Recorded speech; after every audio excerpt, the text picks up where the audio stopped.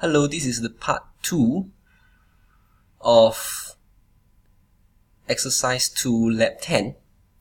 So previously we have created the appliance class with these 4 attributes as well as these methods.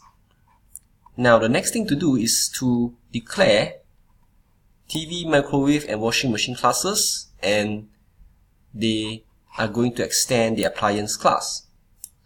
So I've already done this before recording this video, so I will just show you very quickly what these classes are with some explanation. So I'm going to go to my NetBeans, and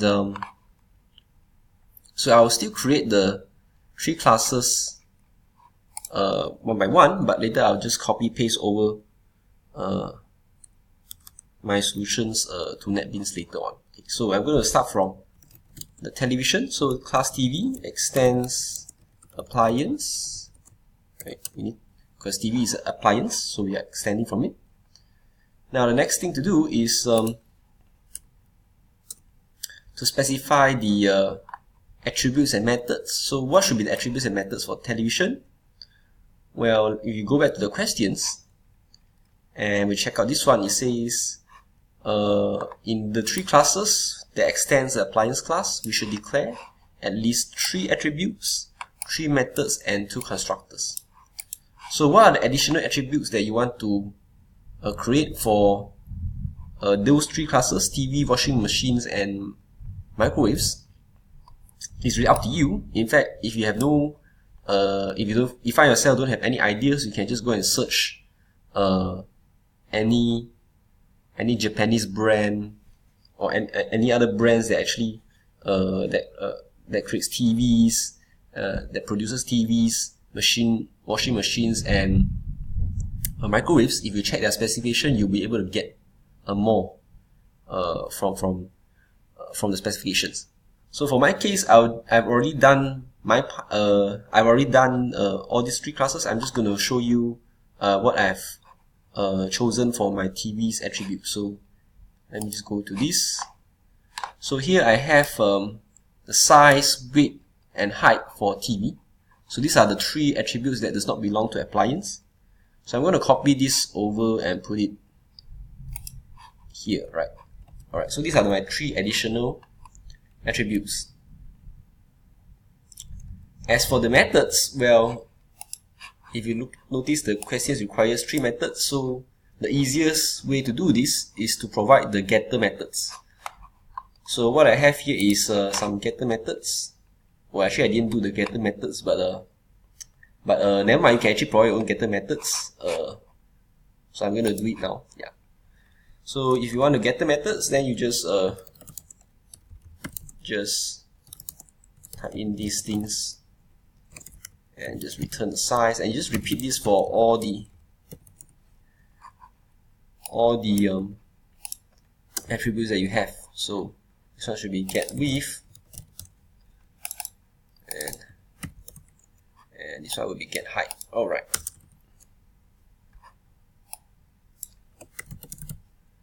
So this one will be get height. Moving on, I'm going to add the constructors for TV. So the question mentions that we need 2 constructors. So what I did was, I have these 2 constructors. One is to initialize the TV, where I pass in 3 attributes that corresponds to the TV's attributes.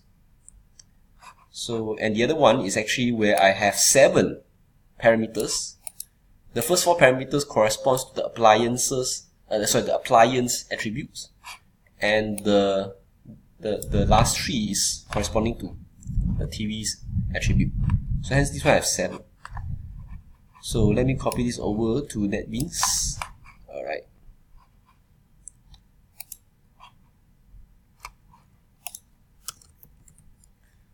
Okay, so let me explain a bit what is going on here. So for the first constructor, because I need to initialize the 4 attributes that corresponds to appliances, So the way I do it is I call the super keyword to invoke the appliance constructor, where I assign 0 to the voltage, black for the color, unknown for the made in, and 0 for the price. You can just use any values you like for each of these, and as long as you produce a correct value, then it should be fine.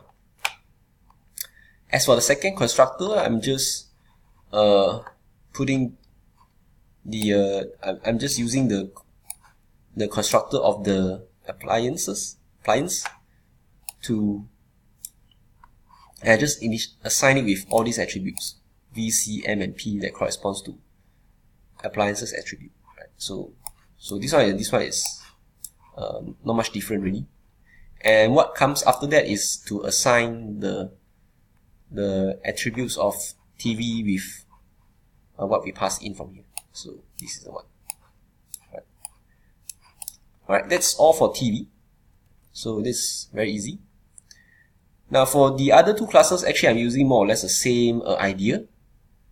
So maybe I'll just copy straight away the whole thing from my Notepad++. This is my microwave. So I have a different 3 attributes, and followed by the washing machine. Later I'll add in the get methods. Right. So I'm going to just copy this over and just put it here.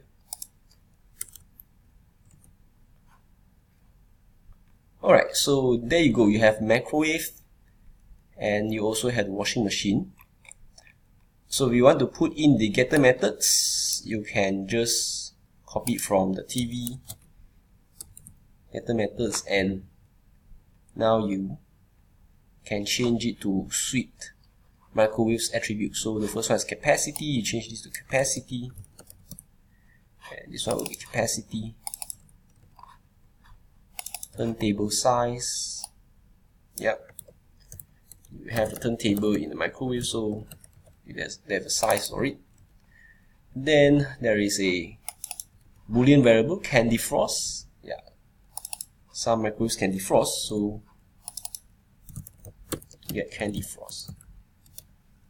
And this one is a boolean type, so I need to change this to boolean.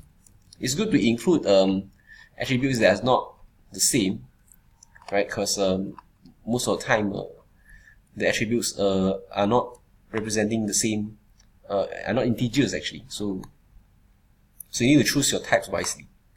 For washing machines, I have a capacity, weight, and spin speed. And let me again copy over from here, so that I'll add 3 additional methods to this class. So the capacity is fine, then we have weight, so get weight, this one is weight, this one will be spin speed, get spin speed. Alright, so that's good. So now with this we have satisfied the requirements of the questions, where we have the appliance class, as you can see up here, we did in the previous video. And after that we have the TV class that extends appliances, microwave that extends appliance, and then washing machine that extends appliance. So there you go. And the constructor of each of these, they use the same idea. Okay, the first constructor will only focus on initializing its own attributes, while the second one has everything that belongs to both the appliance and the microwave. And the same goes to TV as well as washing machine. Right, now the next thing is we are going to do the second question, where it says we are going to test the 3 concrete classes and create an array of appliances of 6 different objects from TV, microwave, and washing machine. So we should actually create 6 appliances, but they come from TV, microwave, and washing machine. And after that we should sort the 6 objects according to their price. So how do we do it? So here's the code that I've done before. Let me just copy over. to my NetBeans, and I'll show you what they are. Alright. Okay, so it looks like this. So this is the main method, which I put it inside another class, public class exercise 2. So what happened is I have an array of appliances, and I create a 6 reference to appliances, and these references will be assigned one by one to a different concrete appliances. Concrete appliances refer to either the TV, microwaves, or washing machine. So you notice here these two TVs. The first one is calling the first constructor, while the second one is calling the second constructor. So the same approach is used for microwaves as well as the washing machine. So notice here the last attribute. For my case, the last attribute. If you look at those constructors with 7 attributes, the last one is corresponding to the sorry, actually not the last one, but really the fourth one. The fourth one is actually the price. So this is the price, this is the price, and this is the price. Okay. So for those with less than 7 attributes, they actually do not have the price being passed in.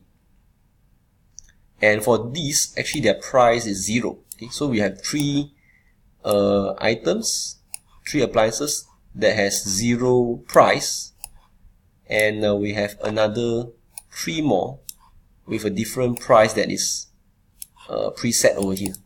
Right. So you look at these values. So later what happened is when we sort by calling this, it will actually sort according to the price. And why is it so? Because we have already overridden the compare to, so that it will always compare the price. So this one actually makes the sorting works. So after this sorting, what we do here is we just try to see out all the appliances by writing the code like this. And this one works because we have already implemented the toString method to show the information about the appliances. Okay, and one last thing is that these arrays need to have its import library. So what is the correct import library for array? If my guess is correct, it should be util.arrays. There you go. Yeah. So now we can actually test this program, run it and see what happens. So okay, apparently there's still some errors. What is that? So this is supposed to be integer, but I didn't have an integer here, so let me just change it to integer. Alright, I guess that's all. Okay, this is good. You see here this green color. So now I can compile and run this. So I press Shift F6, run it, and notice what happened here. So if you look at this carefully, this actually shows the information about these 6 appliances that I have, and notice that it has been sorted. Alright. So if you look at the price, which is displayed here, so there are 3 items here that has 0 for the price. So you notice that they all goes to the beginning of the array. Well, after that we have 3 different prices of appliances, and it's actually sorted. So this one corresponds to this microwave that comes from Korea, made in Korea, and we have another one, 640. This one is made in China, a washing machine from China, and 912 is referring to this. So there you go. This is how you how you implement the comparable class, so that you can actually compare your appliances based on the criteria that is specified. In this case, it is a price. And when you call a sorting algorithm, you'll be able to sort. So even though you have a bunch of subclasses, it will still work. Alright, that's all for now. Bye.